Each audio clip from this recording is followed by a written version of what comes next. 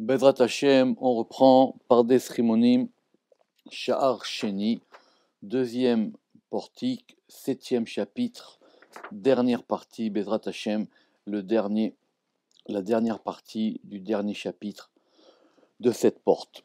Alors, on reprend Ve'achar she'itorarnu bazeh, après que nous ayons établi ce qu'on a vu la dernière fois, c'est-à-dire les trois particularités de chaque sphira avec le dessin triangulaire inversé qu'on avait vu. רצוני בדבר זה להתעורר על שאלת מניין העשר ששאלנו בפרקים הקודמים. Je veux maintenant revenir à la question du compte des 10 que nous avons posé dans les chapitres précédents, avec le principe suivant. Yadoua, il est connu que Kol Alul, chaque causé, Moukaf Meilato, il est entouré par sa cause, Ve'aila est la cause, Makif Alul, elle entoure le causé, Kasher Na'arich Besha'ar Seder Amidatan, comme nous l'expliquerons longuement dans la porte de l'ordre de leur maintien des sphirotes, c'est-à-dire tous les schémas concernant les sphirotes. Et donc, vous savez qu'il y a plusieurs schémas qui permettent de figurer ou de visualiser les sphirotes, mais qui sont juste des aides mémoire ou des aides pour comprendre comment ça fonctionne. Et il y en a plusieurs. Le Rama qui dans cette porte là-bas, il les détaillera. Mais il y a un qui est très connu qui s'appelle Be'igulim. Ça s'appelle que quand on va se figurer les sphirotes de façon sphérique. Et le Ramak il va nous expliquer ici pourquoi est-ce que cette manière de configurer ou de visualiser ou de dessiner les sphirotes de façon sphérique, ça a quelques avantages pour comprendre de quoi il s'agit. Ve'ata, Netsayer Tsura Gufanit, et maintenant nous allons lui donner une forme matérielle, puisqu'évidemment les sphirotes sont immatérielles, donc si on doit donner une forme matérielle, Ve'i Agul Betor Agul, et il s'agit donc d'un cercle à l'intérieur d'un cercle, de cette manière-là, le schéma sera mis sur la vidéo, Kazé Ad Shea Revach Lo Yavor Ben Galgalim Aele. Et donc, de quoi il s'agit? On va tracer 10 sphères. Plutôt, on va tracer un cercle, et à l'intérieur de ce cercle, un deuxième, etc., jusqu'à arriver à 10 cercles. Et ça va être le modèle des sphirotes. Évidemment, le cercle le plus large, le plus haut, ça sera Keter, Chochma, Bina, Chesed, Gvura, Tiferet, Netza, Od, Yesod, et le point central du cercle sera la Malchut.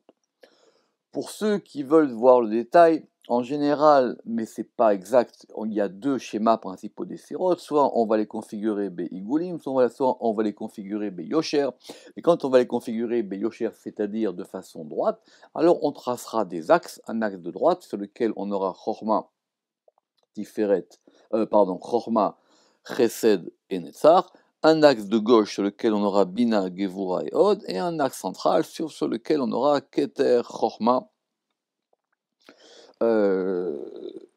Keter, Da'at, et c'est la question de savoir s'il se pose là, ça on verra après, et en dessous on aura Tiferet, Yesod et Malchut en bas.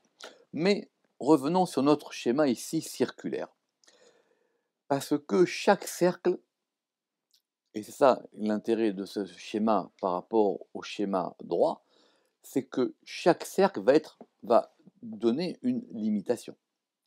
Et chaque cercle sera donc collé au cercle qui lui est au-dessus et au cercle qui lui est en dessous.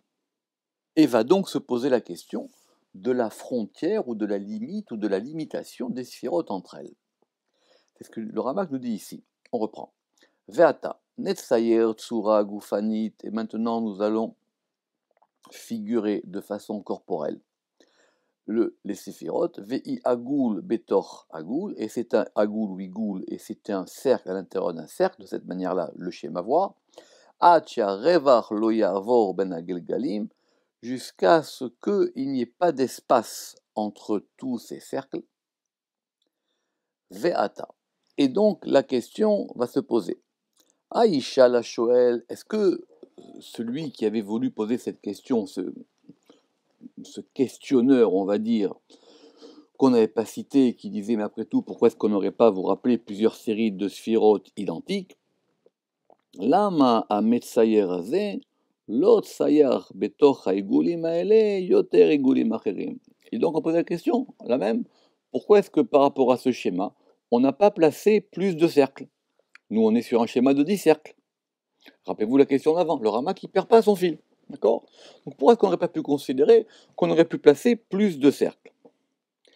Et là, Vadaï, Nake et Shinav. Alors il dit celui-là, il commence un peu à nous énerver, et donc il faut lui casser les dents. Venomarlo, et on va lui répondre avec un verset des Proverbes, dans Michelet 34. Et le verset là-bas, il dit, mais qui es-tu? Est-ce que tu sais vraiment quelle est la grandeur du Créateur? Et le verset là-bas ici, il dit, Mi ruach asaf bechofnav. Qui est-ce qui a rassemblé le vent dans sa poignée? Et ici, il cite le verset de manière détournée, il dit Venom Arlo, et on va lui dire Ki ruach asaf bechofnav. Est-ce que toi, tu as été capable de prendre le vent ou tout le monde dans ta poignée? La fin du verset est extraordinaire parce que là-bas il dit est-ce que tu connais son nom et le nom de son fils? Ça sera expliqué par le Zohar, c'est-à-dire quoi? C'est cette question Mashemo ou Shem Beno. Qui IFSHA, donc de toutes les manières, cette question, elle n'a pas de sens. Il ne connaît rien à ce qui se passe dans la création, celui qui pose cette question-là. Qui IFSHA liot od tosefet à la cheshbon igolim, parce qu'on ne peut pas rajouter d'autres cercles par rapport au nombre de cercles qu'on a. Achar she'em yordim. Pourquoi? Parce que ces cercles maintenant, comme ils sont de plus en plus petits et que ça va descendre du cercle plus grand de Keter jusqu'au cercle plus bas qui est Malchut, Achar she'em yordim, ish me'et achiv, kenekuda, et que donc ils vont descendre l'un de l'autre comme des points. ואי אפשר במציאות להיות עוד עיגול בתוך העגולה הגדולה המקיפת את כולם בתוכה. Et il est impossible d'introduire ou qu'il y ait un autre cercle à l'intérieur du grand cercle qui entoure le tout à l'intérieur de lui. Parce qu'évidemment, l'extrémité supérieure qui est au-delà du premier des cercles, eh ben, ça sera le Ensof lui-même. Donc au Ensof lui-même, on ne peut rien rajouter entre le Ensof et l'émanation, et entre les différents degrés de l'émanation représentés ici par les 10 cercles, on ne peut rien rajouter non plus. Veine, et donc, Minatsura Gufanit, de ce dessin ou de cette forme matérielle, Naale Sichlenu El Aruchaniut Asheranu Bebiura, on va pouvoir maintenant élever notre esprit pour comprendre cette chose-là sous son aspect spirituel que nous sommes en train d'expliquer. Yadoua, il est connu. Ki asfirot em yomdim ish me'et achiv. Que les sphirotes, elles vont descendre l'une de l'autre, que evdel sheben ila ve'alul, avec la différence qu'il y a à chaque fois entre un causé et une cause.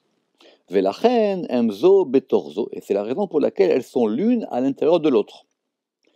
Alul mukaf meila, le causé, il est entouré par sa cause, que dimion aigulim aele, à la manière de ces cercles-là, chez Gadol makif akatan, dont le grand cercle entoure le petit, entoure celui qui lui est plus petit.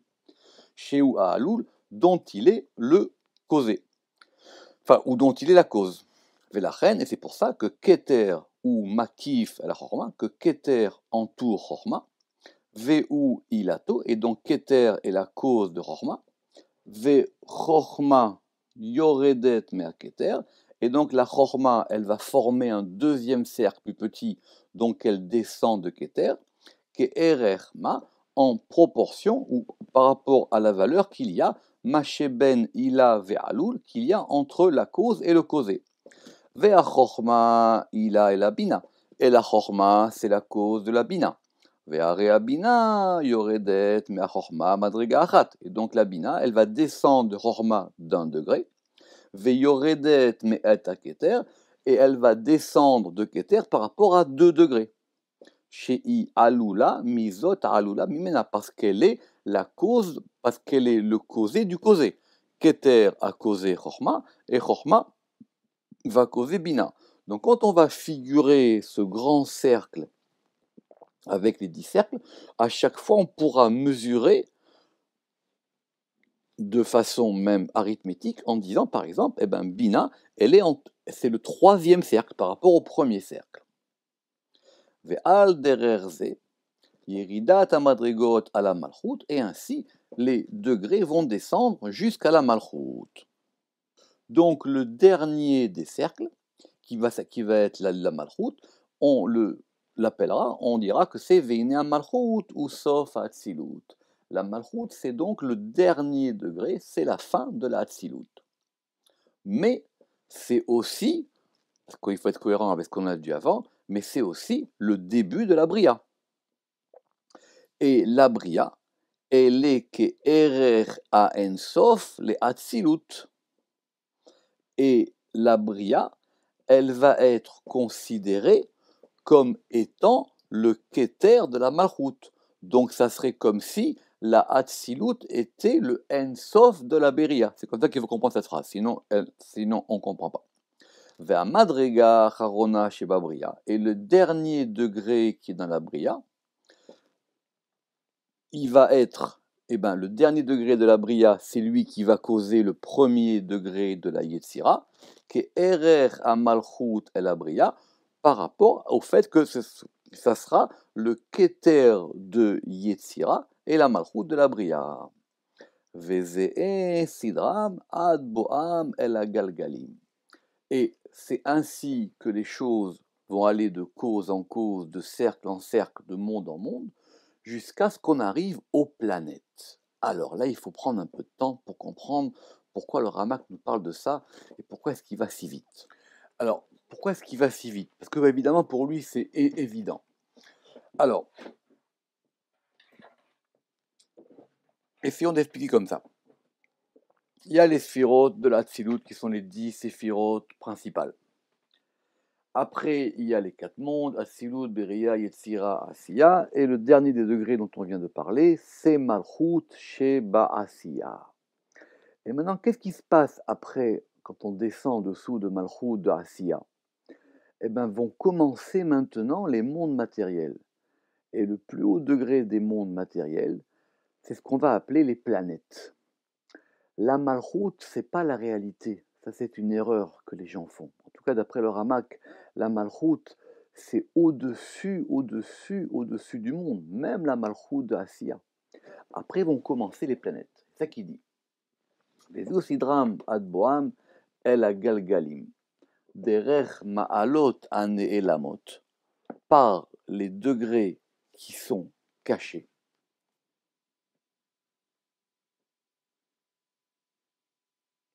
Par les degrés qui sont cachés.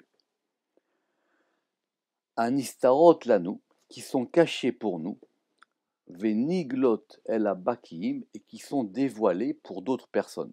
C'est un verset, Anistarot lanu, Veniglot, il y a des degrés cachés et il y a des degrés dévoilés. On va voir ce verset dans Devarim. Et donc il y a des choses qui sont cachées pour nous, mais qui sont dévoilées. El abakim bemaase bereshit ou bemaase merkava, pour ceux qui sont bekiim, ceux qui sont experts, dans Maaseh Bereshit, dans l'œuvre de la création, ou Bemaaseh Merkava, et dans l'œuvre du chariot céleste. Vous savez que d'après la Gemara dans Chagiga, ce sont les 2 degrés du Sod, c'est-à-dire Maaseh Bereshit, c'est-à-dire la connaissance de l'œuvre de la création, et la connaissance de l'œuvre du char, Maaseh Merkava, telle qu'elle a été donnée par Ézéchiel. En tout cas, ici, d'après le Ramak, ça veut dire que cette connaissance, cette expertise, cette grande sagesse de Maaseh Bereshit, de l'œuvre de la création, et de Maaseh Merkava, c'est de savoir effectivement comment est-ce que depuis le plus bas degré de la Malchut de Asiya, maintenant vont s'organiser les planètes et les mondes, enfin en tout cas les mondes physiques. Ve'ine en evdel ben ha-Malchut ve'ha-Bria, ela ke'evdel sheben Ila ve'alul.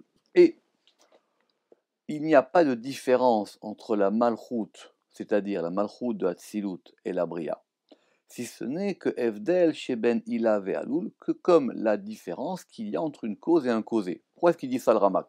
Parce qu'effectivement, la question qu'on a posée d'espace entre les sphirotes, on pourrait la poser aussi comme étant la question de l'espace entre les mondes. Eh ben non, de la même manière que Keter est la cause de Chorma, eh ben Hatzilut est la cause de la Beria.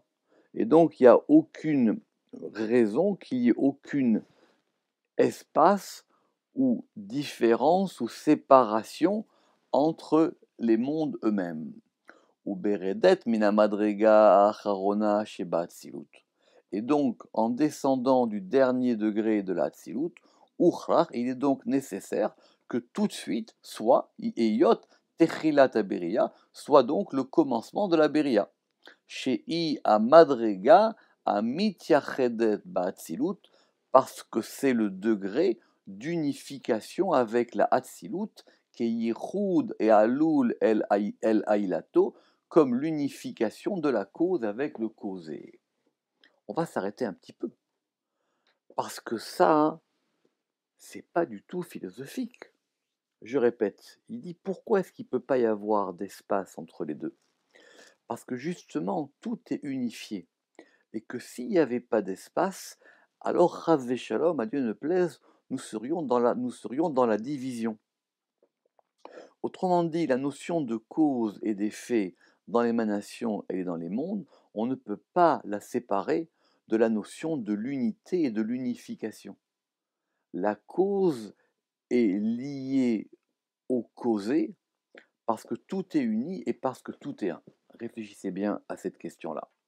Vechen mina bria la yetzira, et de même du monde de la beria vers le monde de la yetzira. Vechen mi yetzira el asiya, et de même du monde de la yetzira el asiya, jusqu'aux planètes dont nous venons de parler.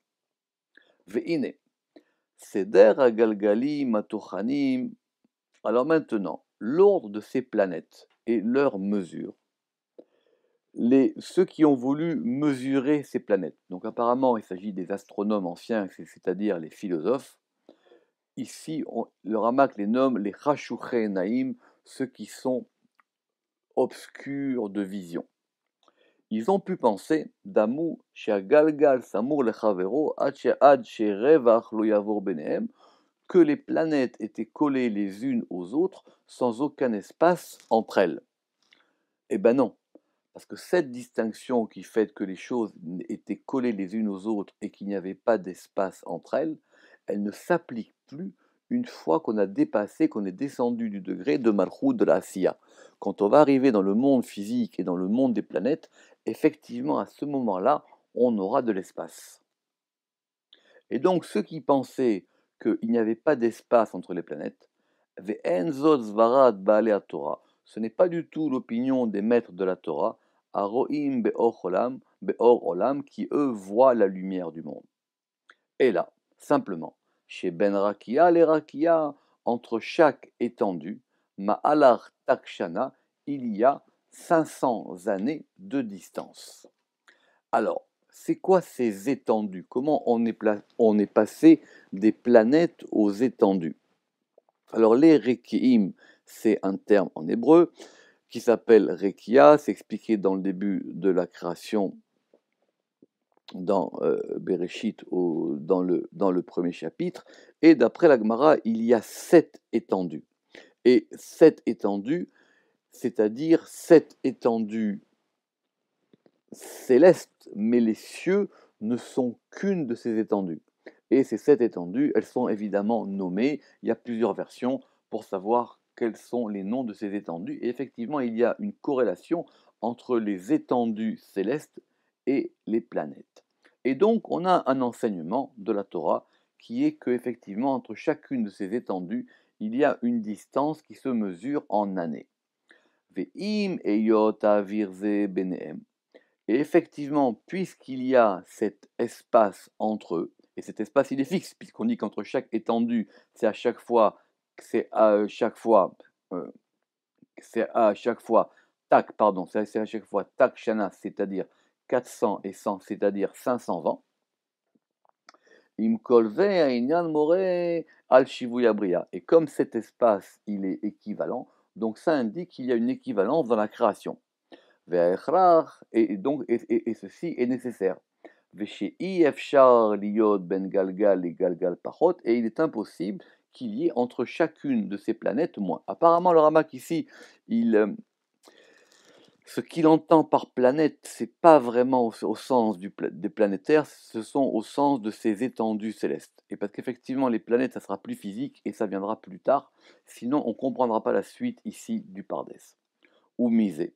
Et donc, on a donc ces 7 étendues célestes, qu'ici on a appelé Galgal.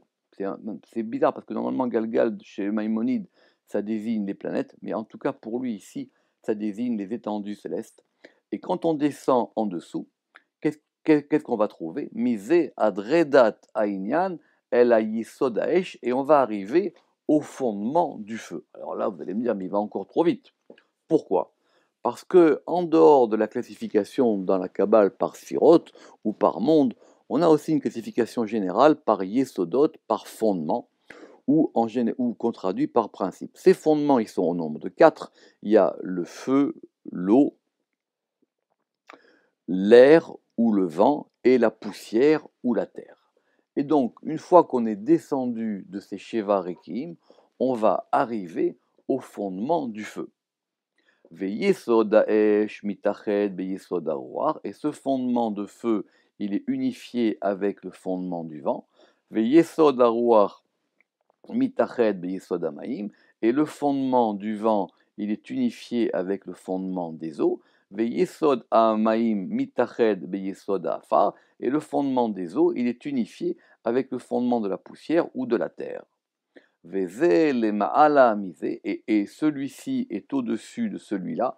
Et ici, par contre, il n'y a pas d'espace entre ces fondements. Pourquoi? Parce que ces fondements, ils sont imbriqués les uns dans les autres. Le Rama qui reviendra plus tard dans les portes, et il ramènera même Maïmonide, le Rambam, à propos de cette notion de fondement qui est non pas dans le Moreh Nevuchim, mais dans le Mishneh Torah. Veata. Et donc, mi asum la adam lishol. Alors maintenant, quel est l'homme qui va pouvoir poser la question et qui va dire yirod kar vekar, pourquoi est-ce qu'il n'y a pas plus? Pourquoi est-ce qu'il n'y a pas plus de degrés? Oh yefachot même, ou pourquoi est-ce qu'il n'y en a pas moins?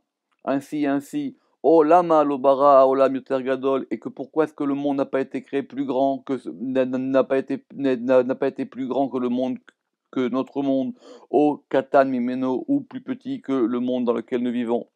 Qui kolze ou petit ou gadol et yodere seder amadrigot, que tout ça est d'une grande stupidité pour ceux qui connaissent l'ordre des degrés. Vetechunat haolam ou al metziut ayoter meshubar, et la mesure du monde, elle est faite de la manière la plus louable, la plus parfaite qui soit possible. Ayoter meshubar sheefshar beseder amadrigot, dans l'ordre des degrés. Mais à Eliona, du plus haut degré possible, mais à Eliona sheefshar bametziut, dans la réalité, Ada tartona sheefshar bametziut, et jusqu'au dernier de ces degrés, im begvul, que ce soit en termes de séparation ou de division, ou de frontières, ou de limites, im betachlit, si c'est par rapport à leur but, im begashmut, si c'est par rapport à leur matérialité. Ve'ine, im lo haya beno leben haolam seder asirot. Et s'il n'y avait pas entre lui, le Créateur, et entre le monde, l'ordre des séphirotes, ifshar leolam, et donc il aurait été impossible pour le monde, mipne peritoto, à cause de sa petitesse, lioto mitnaeg, d'être conduit par le Ensof. C'est uniquement par les sphirotes que le Ensof il peut diriger le monde, sinon le monde il serait trop bas pour pouvoir être dirigé par le Ensof. Ve'imlo sheyale haolam bemadrigot aruchaniot, et si ce n'est que le monde puisse monter par des degrés spirituels, qui sont les séphirotes, ou les inyanze gvar ici la séphirote, et c'est pour cette chose-là qu'il a émané les séphirotes. Ve'en zo hakavana ela legalot ha'atzilut ve'elokut ve'lo le'ilimo. Et donc, l'intention, c'est-à-dire ici maintenant le Rama qui va nous donner la véritable Ta'am Hatzilut, ici il va nous donner vraiment le motif de l'émanation, c'est quoi? Eh bien, c'est de dévoiler l'Hatzilut, c'est de dévoiler l'émanation, et non pas de la cacher. C'est pas parce qu'il y a beaucoup de degrés que ça cache, au contraire, parce qu'il y a beaucoup de degrés que ça dévoile. Vegilouyav, et ce dévoilement, il est justement allié à Yeridot à Madrigot, c'est-à-dire par cette descente des degrés, la Bechina à Tartona, jusqu'au dernier, jusqu'au plus petit des degrés, comme ils sont maintenant, parce qu'effectivement le monde, il peut évoluer. Shiare, parce que Afilou Haaretz Alazo Ahava Ve'agasa, parce que même cette terre qui est épaisse, qui est gasse, qui est épaisse, qui est brute, on va dire, jusqu'à Tibura, jusqu'à son nombril, le nombril de la terre dont on avait parlé. Yeshla madrega achar madrega, elle a aussi des degrés après les degrés, jusqu'aux 7 terres. C'est quoi les 7 terres? C'est quoi les Sheva Aratzot? De la même manière qu'il y a Sheva Rekiim, il y a aussi 7 terres. C'est une Gemara, et là-bas aussi vont être donnés les noms de ces 7 terres. Kemo chez Nevaer Ksat Beze, comme j'expliquerai un petit peu de ce sujet-là, dans la porte Seder Amidatan, dans la porte de l'ordre de leur maintien, Bedrat Hashem avec l'aide de Dieu, parce qu'évidemment ça sera plus tard dans le Pardes.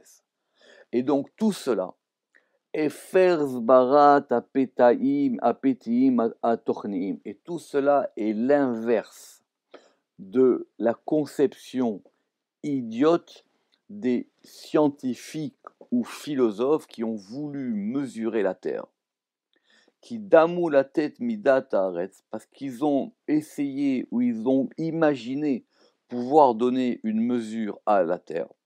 Et ils ont dit quoi? Alors de qui il parle le Ramak? Évidemment dans le Pardes, il y a de nombreuses fois où on va citer des livres sans donner leur titre, où on va citer des personnes sans donner leur nom. Et bien ici, à plus forte raison, on cite des scientifiques ou des philosophes sans donner leur nom. Et eux, qu'est-ce qu'ils ont dit?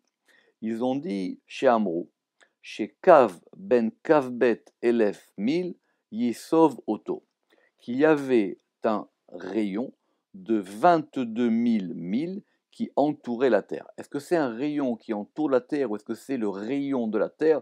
C'est une question dans l'astronomie antique. Et apparemment ici, il s'agirait peut-être plus du rayon de la Terre que du rayon qui entoure la Terre. Et donc ici, ce rayon, il serait de 22 000 milles. Yesov Oto. Ve'elu tugdar haaretz, yiyeh over el avar panea tartonim be'ovi. Et alors, cette phrase-là, elle n'est pas facile du tout à comprendre. Si quelqu'un peut m'aider à comprendre, il faudrait peut-être voir une autre version. Alors, on va quand même essayer de traduire littéralement. Et il dit Ve'ilu. Et donc, apparemment, c'est 22 000 milles. C'est ce rayon de 22 000 milles qui entoure la Terre. Ve'ilu tugdar haaretz. Et ceci, tugdar, ça veut dire et ceci ils obscurcissent la Terre. Alors, est-ce qu'il s'agit de ces 22 000 ou est-ce qu'il s'agit de ces pseudo-scientifiques et philosophes?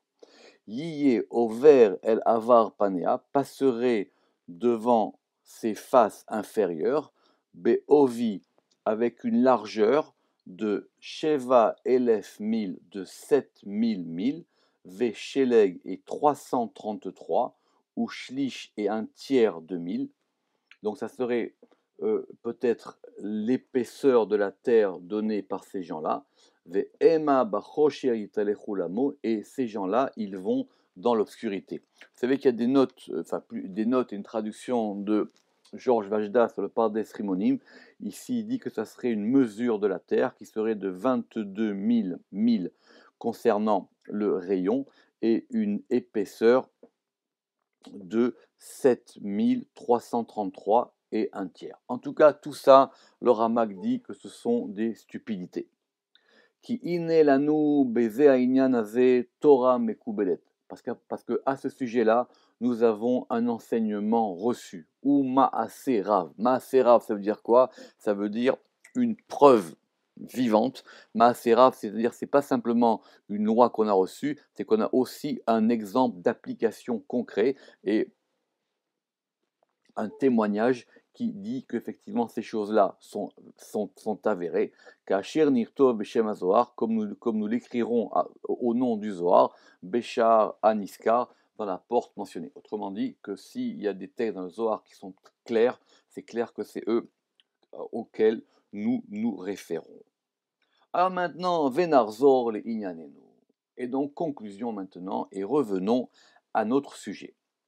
Chez Imaya Olam Nivra Beli Emsayut. Donc tous ces degrés dont on a parlé, les séphirotes, les mondes, les galgalim, les rekiim, les yesodot et tout ça.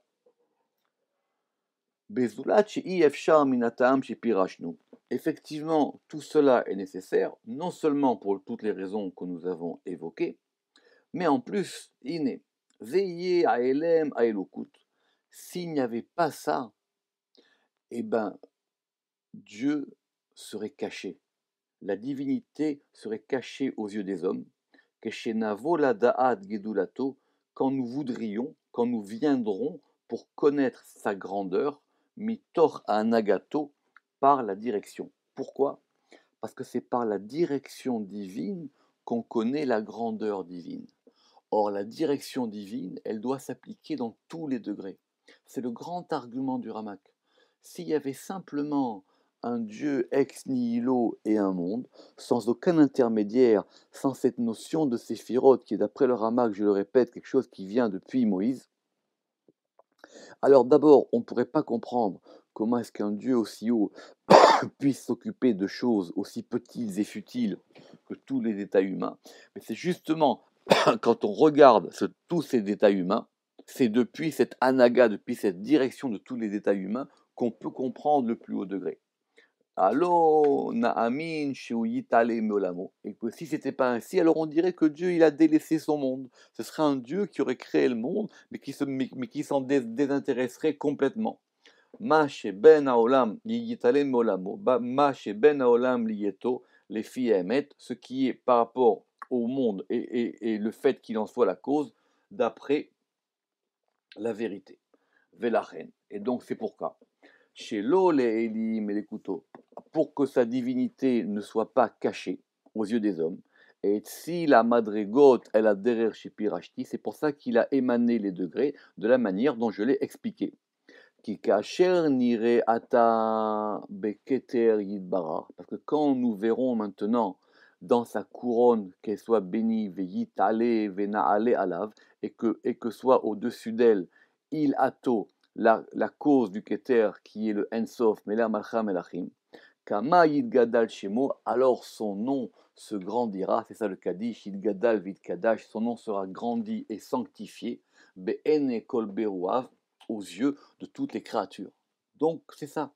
Le Ta'am Hatzilut, c'est ça maintenant la conclusion, c'est que tout ça, la Hatzilut, c'est-à-dire la Hatzilut des séphirotes et des mondes, elle n'a été faite que uniquement pour que les hommes puissent pouvoir appréhender, puissent avoir une asaga, une appréhension, une compréhension de la divinité.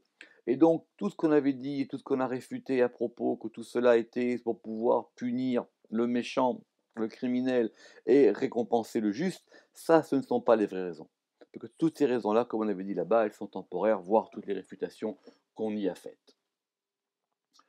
Et donc, Veine, Nishlam, Aperek, Amefoar, donc nous avons terminé maintenant ce chapitre, Venichla la Charazé, et nous avons aussi terminé cette porte. Et puisque jusqu'à présent Dieu nous a bénis, et nous a aidés dans tout le chemin que nous avons parcouru et emprunté. Alors maintenant, nous devons voyager vers d'autres contrées. Et donc nous devons voyager vers l'endroit que nous connaissons, c'est-à-dire la porte qui va venir, la troisième porte. Et qui va traiter et qui va investiguer et analyser un sujet très compliqué qui est-ce que le Ensof ou Aketer, Im a Ensof ou Aketer. C'est quoi cette question? Pourquoi elle vient? Pourquoi est-ce qu'on se la pose? C'est quoi le rapport qu'il y a entre Ensof et Keter? Ça se fera dans le 3e chapitre, Bisiata d'Ishmaya, avec l'aide des cieux. Baruch Adonai Leolam. Amen ve Amen.